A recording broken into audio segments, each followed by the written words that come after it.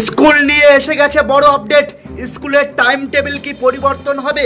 এসেছে mid day meal ও পরীক্ষা সংক্রান্ত তথ্য। আপনার ছেলে মেয়ের স্কুলে হয়তো আজ থেকেই টাইম বদল হতে পারে। হ্যাঁ, পশ্চিমবঙ্গের কিছু স্কুল নিয়ে এসেছে এক বড় সিদ্ধান্ত। মিড ডে মিল থেকে শুরু করে পরীক্ষার টাইম, এমনকি বর্ষার ঝুঁকি নিয়ে বিশেষ সতর্কতা পাঠানো হয়েছে জেলায় জেলায়। এই ভিডিওটা না দেখলে আপনি একটা বড় আপডেট মিস করবেন, আর স্কুলে গেলে হঠাৎ চমকে যাবেন। পুরুলিয়া, বাঁকুড়া, বীরভূম এসব জেলার কিছু স্কুলে গরম ও বর্ষার মিলিত প্রভাবে ছাত্রছাত্রীরা অসুস্থ হয়েছে বলে জানা গেছে। তাই কিছু কিছু স্কুল কর্তৃপক্ষ নিজেরা সকাল 6:30 থেকে 11টা টাইম চালু করেছে। তবে এখনও পর্যন্ত কোনো সরকারি নির্দেশ জারি হয়নি, অর্থাৎ টাইম চেঞ্জ স্কুল ভিত্তিক সিদ্ধান্ত।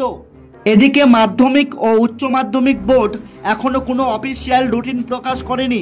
তবে সাধারণত জুলাইয়ের শুরু থেকেই স্কুলগুলোতে ক্লাস টেস্ট বা ফর্মেটিভ অ্যাসেসমেন্ট শুরু হয়।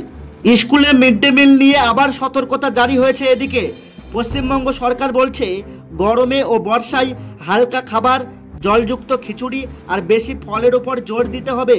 অনেক জেলায় ডেঙ্গু ও জ্বরের খবর আসছে, তাই স্কুলে পানির উপর জোর ও ছাতা নিয়ে আসার পরামর্শ ও হেলথ চেক আপ চালু করার কথা বলা হয়েছে।